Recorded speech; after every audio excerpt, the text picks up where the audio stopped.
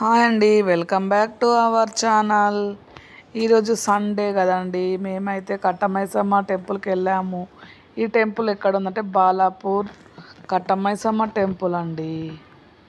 ఇదిగోండి మా హస్బెండ్ అయితే కళ్ళు సాకబోస్తున్నారు.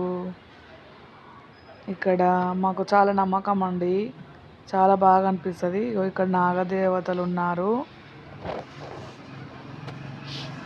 ఇలా కట్టమైసమ్మ టెంపుల్కి ఎంతమంది వెళ్ళారు ఫ్రెండ్స్? ఎవరైతే వెళ్ళారో వాళ్ళు కామెంట్ బాక్స్లో తెలియజేయండి ఫ్రెండ్స్.